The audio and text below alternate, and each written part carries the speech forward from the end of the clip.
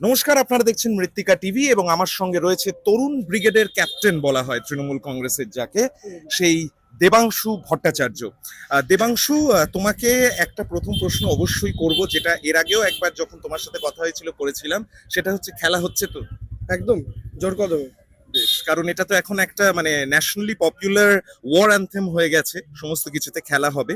কিন্তু একটা প্রশ্ন অবশ্যই করব, সেটা হচ্ছে প্রথম যেটা এখন গরমাগরম খবর, সেটা হচ্ছে কেন্দ্রের যে সমস্ত বিলগুলি মুখ থুবড়ে পড়লো পার্লামেন্টে, বিরোধীরা যেভাবে মানে একজোট হয়ে ভোট দিল, সেক্ষেত্রে তুমি কি বলবে? বলবো এটাই যে বিজেপি শেষের শুরু। বিজেপির বিরুদ্ধে সংঘবদ্ধ বিরোধীরা যে বিল আটকাতে পারে এটা তার প্রথম প্রমাণ। দ্বিতীয় কথা হচ্ছে, মহিলা বিল আনার নাম করে বিজেপির আসল উদ্দেশ্য ছিল হচ্ছে ডিলিমিটেশন বিল পাশ করানো। কারণ এটা অনেকটা এরকম কথা হয়ে গেল যে মাসির গোপ গজালে তাকে মেশো বলা হবে, এই টাইপের বিল। ঠিক আছে, যে ডিলিমিটেশন হবে সেই ভিত্তিতে মহিলা রিজার্ভেশন। কেন দাদা, আপনি মহিলা রিজার্ভেশন ডিরেক্ট আনুন না, ডিরেক্ট বিল প্লেস প্লেস করুন না। আরে তৃণমূল তো উইদাউট এনি রিজার্ভেশন, তৃণমূল কংগ্রেসের এমপি কতগুলো মহিলা দেখুন, হাইয়েস্ট ভারতবর্ষের মধ্যে যত পলিটিক্যাল পার্টি আছে। এমএলএ এর সংখ্যা তো আমরা প্রচুর।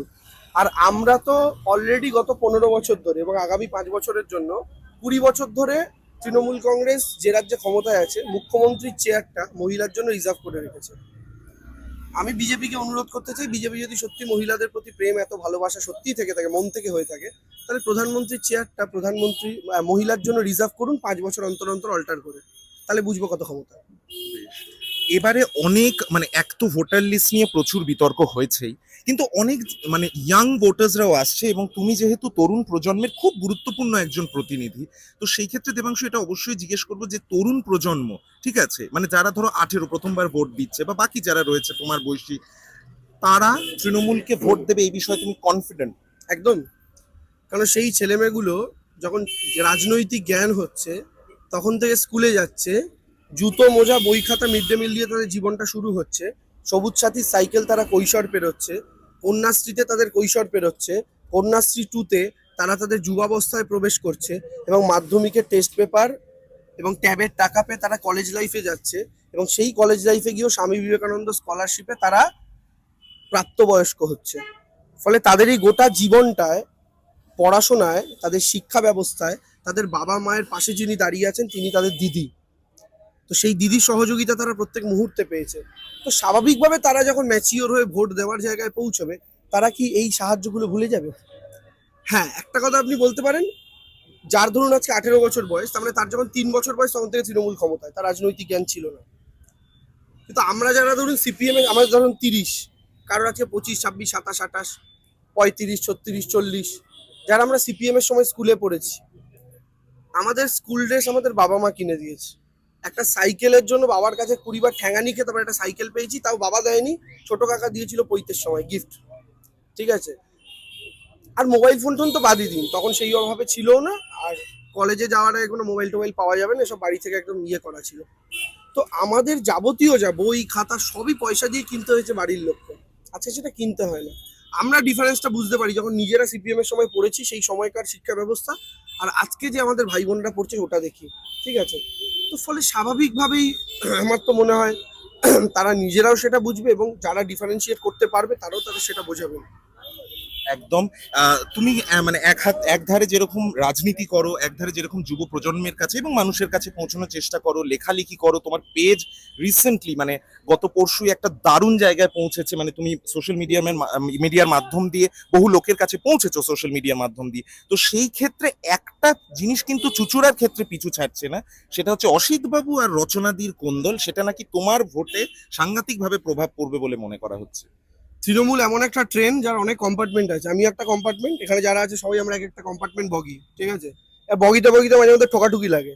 তো তাতেও ট্রেনটার অসুবিধা হয় না কেন বলুন তো? এই গোটা ট্রেনটার ইঞ্জিন একটাই, মমতা ব্যানার্জি। ইঞ্জিন যদি বলে আমি হাওড়া যাব, 1 নম্বর বগিও হাওড়া যাবে, 11 নম্বর বগিও হাওড়া যাবে, 21 নম্বর বগিও হাওড়া যাবে। ইঞ্জিন যদি বলে আমি দিল্লি যাব, সব বগি দিল্লি যাবে। বিজেপি এটা নিয়ে বেশি ফোকাস করতে চাইছে, কিন্তু বিজেপির প্রবলেম হচ্ছে বিজেপি নামক ট্রেনটায় কোনো বগি নেই, সব ইঞ্জিন। শুভেন্দুও মনে করে ইঞ্জিন, দিলীপ ঘোষও মনে করে ইঞ্জিন, লকেট চ্যাটার্জি মনে করে ইঞ্জিন, আর পাবলিক তো বগিতে ওঠে, ইঞ্জিন তো টেনে নিয়ে যায়। তো ফলে তৃণমূলের এটাই একটা ব্যাপার, জানেন তো। আর দেখুন, নেতা নেত্রীদের মধ্যে আমাদের ঘরে কি, আমাদের মা বাবার মধ্যে কখনো অশান্তি হয় না? আমার সাথে আমার বাবার কখনো তর্ক হয়নি, আমার মায়ের সাথে আমার কখনো তর্ক হয়নি। আমার কাকু জেঠুর মধ্যে কখনো হয়নি?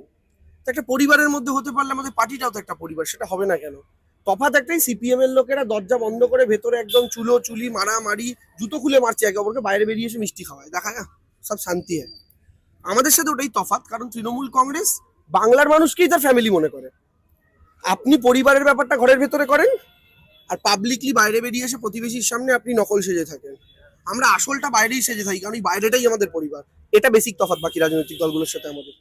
তাহলে সেই প্রসঙ্গে একটা জিনিস জিজ্ঞেস করি, যখন বিরোধীরা বলছে তোমার লোকসভার পরাজয় নিয়ে তোমাকে আক্রমণ করছে, সেই ক্ষেত্রে তুমি কি এই কথাগুলোকে একদম পাত্তা দিচ্ছ না? তুমি জয়ের বিষয়ে চুঁচুড়া কেন্দ্রে একদম কনফিডেন্ট?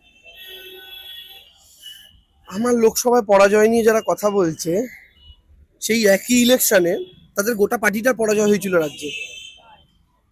35-এর কথা বলে 12-এ নেমে এসেছিল। তারা এইসব কেন মুখ খোলে? তাদের তো এক্স এবার কারেক্ট সব নেতা হেরেছে।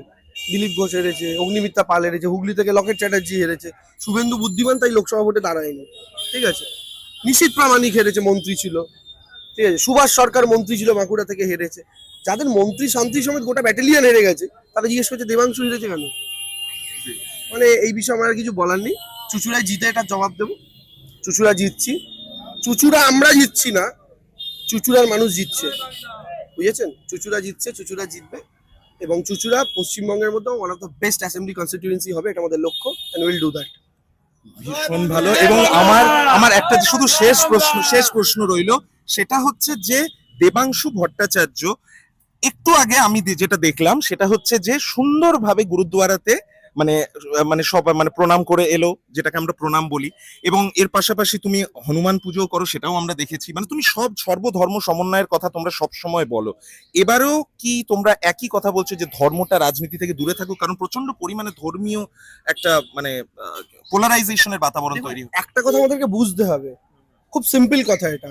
ব্যক্তি দেবাংশু ভট্টাচার্য ইজ আ হিন্দু, সনাতনী, কিন্তু যখনই আমি জনপ্রতিনিধি হওয়ার লড়াই করছি, তখন আমার কোনো ধর্ম নেই। আমার ধর্মগ্রন্থ তখন গীতা নয়, আমার ধর্মগ্রন্থ তখন ভারতের কনস্টিটিউশন, তাই তো? তো ফলে আপনি যে মুখ্যমন্ত্রীর আসন, প্রধানমন্ত্রীর আসন, বিধায়কের, সাংসদের, প্রধানের, পঞ্চায়েত মেম্বারের, কাউন্সিলরের, চেয়ারম্যানের, এরা যখন জনপ্রতিনিধি হচ্ছে, জনপ্রতিনিধি, কোনো ধর্মের প্রতিনিধি নয়, বুঝতে পেরেছেন? ফলে সেটা হচ্ছে আমার ব্যক্তিগত জায়গা। ফলে ব্যক্তি দেবাংশু ভট্টাচার্য আর বিধায়ক দেবাংশু ভট্টাচার্য, বা বিধায়কের জন্য লড়াই করা ক্যান্ডিডেট দেবাংশু ভট্টাচার্য, তাদের কোনো ধর্ম হয় না। ঠিক আছে, আমার একটা পরিচয়, আমি তৃণমূলের ক্যান্ডিডেট, আর আমার একটা পরিচয়, আমি ভারতবর্ষের মাটিতে, পশ্চিমবঙ্গের মাটির একজন বাসিন্দা, ওয়েস্ট বেঙ্গল লেজিসলেটিভ অ্যাসেম্বলির জন্য লড়াই করছি। এবার এখানে একটা বিষয় আছে, দেখুন, আমরা আমাদের গুরুদ্বারা এসেছি, এখানে অজস্র শিখ ভাই বোন যেমন আছে, আমাদের মতো হিন্দুরাও এসছেন। আবার যখন দুর্গাপুজো হয়, তখন একজন মুসলিম চাচা ঢাক বাজান, প্রচুর শিখ দাদা ভাই আছে যারা কত সুন্দর সাজানো মণ্ডপ দেখতে যান, চেতলগ্রণী সুরুচি সঙ্গের বাইরে তাদের ভিড় দেখা যায়। আবার খ্রিস্টান দাদা ভাইরাও আসেন। আবার যখন বড়দিন হয়, পার্ক স্ট্রিটে ক্রিসমাস উপলক্ষে প্রোগ্রাম, অর্থাৎ উৎসবটা খ্রিস্টানদের, সবচেয়ে বেশি ভিড় করে যে গোটা পার্ক স্ট্রিট ব্লক করে রাখে, সেটা হিন্দুরা। দিস ইজ বেঙ্গল, না? তো আমার কথা হচ্ছে, এইটাকে যারা নষ্ট করতে চায় তাদের বিরুদ্ধে তো আমাদের লড়াই। আজকে আপনি আমাকে ইন্টারভিউ নিচ্ছেন, প্রশ্ন করছেন, আমি বিশ্বাস করুন আপনার নাম জানি না, আপনার ধর্ম জানি না, তাই তো? এবার আজকের দিনে সমস্যা এমন হয়ে গেছে, আমরা ছোটবেলায় যখন বন্ধুদের সাথে খেলতাম, কোন নাম হলে সেটাকে মুসলিম বলতে হয়, কোন নাম হলে তাকে শিখ বলতে হয়, কোন নাম হলে তাকে হিন্দু বলতে হয়, এটাই জীবনে জানতাম না। আজকের দিনে এটা জানতে পারছি, এটা আমাদের দুর্ভাগ্য, আর এই ভারতবর্ষটাই নিয়ে যাওয়া হয়েছে। এবার আমি একটা কথা বলি, ধরুন মমতা বন্দ্যোপাধ্যায় যখন ইফতারে পার্টিসিপেট করছেন ঈদের সময়, তিনি মাথায় একটা সাদা কাপড় দিচ্ছেন, কি বলছেন? মমতাজি মুসলিম তোষণ করছেন, সাদা কাপড় দিচ্ছে বলে। আচ্ছা, আমরা এই যে গুরুদ্বারা এলাম, মাথায় হলুদ কাপড় দিন, আমাদের সবাইকে দিতে হয়েছে তো? তো আমার কথা হচ্ছে, প্রত্যেকটা ধর্মের তো নিজস্ব সংস্কৃতি, নিজস্ব কালচার আছে। আপনি যখন সেখানে যাচ্ছেন, আপনাকে তো তার তার কালচারটা মেনে আপনাকে চলতে হবে, তার নিয়মটা মেনে, তাই তো? আপনি ভারতে যখন গাড়ি চালাবেন, আপনি রাস্তার লেফট সাইড ঘেঁষে চালাবেন, কিন্তু আপনি যখন ইউরোপে গাড়ি চালাবেন, আপনি রাস্তার রাইট সাইড ঘেঁষে চালাবেন, তাই তো? আমেরিকায় যখন চালাবেন, রাইট সাইড ঘেঁটে। তো যে দেশে যেমন নিয়ম, তো স্বাভাবিকভাবে আপনি আপনি যখন স্কুলে যাই, ছোটবেলায় যখন স্কুলে যেতাম, স্কুলে একটা ইউনিফর্ম আছে, স্কুলে তো আর জিন্সের প্যান্ট হাত কাটা গেঞ্জি পরে যেতে পারবো না, ওটা ইউনিফর্ম স্কুলে। আবার আপনি যখন বেরিয়ে আসছেন, বেরিয়ে এসে দুর্গাপুজোয় ঘুরতে যাচ্ছেন, তখন স্কুল ড্রেস পরে তো যাচ্ছেন না। পুজোর ইউনিফর্মটা হচ্ছে মানে রকমারি কালারফুল জামা, ওটা হচ্ছে ইউনিফর্ম। তো সব জায়গার একটা ইউনিফর্ম হয়, একটা পোশাক হয়, একটা কালচার হয়। সেটা পালন করা মানে কোনো একটা ধর্মকে তোষণ করা নয়। সেটা পালন করা মানে তাদের ধর্মটাকে রেসপেক্ট জানানো, শ্রদ্ধা জানানো। আর শ্রদ্ধা জানানোটা মানুষ হিসাবে কর্তব্য আমাদের প্রত্যেকের, এটা জায়গার মতো। আচ্ছা ধরুন আমাদের কলকাতায় যখন আমাদের বিহারি ভাই বোনেরা উৎসব করে, আমরা লিট্টি চোখা উৎসবে যাই, তাই তো? আমরা লিট্টি খাই। এখন লিট্টি কি বাঙালি হিসাবে আমার রোজের খাবার? নয় তো। কিন্তু আমি তাদের প্রোগ্রামে গিয়ে লিট্টি চোখাটা কেন খাচ্ছি? এটা তাদের সম্মান জানানো। আবার কোনো একটা বিহারি ভাই বা বোন তিনি আমার বাংলার কোনো একটা প্রোগ্রামে যখন আসছেন, তিনি শুক্তো দিয়ে ভাত খাচ্ছেন, কেন? কারণ তিনি আবার আমার এটাকে সম্মান জানাচ্ছেন। দিস ইজ ইন্ডিয়া না? আমরা এই ভারতটার পক্ষে বলে আমরা তৃণমূল কংগ্রেসের পক্ষে। যারা এই ভারতটার বিপক্ষে, আমাদের না পাকিস্তান চীনের দরকার নেই, আমাদের দেশের মধ্যে দেশের শত্রু আছে। যারা দেশটাকে ভেঙে টুকরো করতে চায়, একে অপরের ধর্মের মধ্যে ঝামেলা লাগাতে চায়, তারা আসলে চীন পাকিস্তানের হাত শক্তিশালী করছে। কারণ ওরা চায় দেশটা ভেতর থেকে দুর্বল হোক। আর আপনি দেখবেন চীন পাকিস্তান এরা কিন্তু নিজেদের মধ্যে, চীন নিজেদের মধ্যে ঠিক আছে, মানে নিজেদের মধ্যে জাতিগত ক্যাচাল নেই, এই জন্য ওই দেশটা কিন্তু ওপরের দিকে যাচ্ছে। আর আপনি একদিকে পাকিস্তান একদিকে বাংলাদেশ দেখুন, নিজেদের মধ্যে ঝামেলা করে করে দেশটা এত দুর্বল, আর যে কোনো দেশ চোখ রাঙিয়ে চলে যায়, তাই তো? তো ভারতবর্ষ আস্তে আস্তে ওই দিকে নিয়ে যাওয়ার চেষ্টা চালাচ্ছে এই নরেন্দ্র মোদী অমিত শাহের জুটি, যে নিজেদের মধ্যেই ঝামেলা বাঁধাও।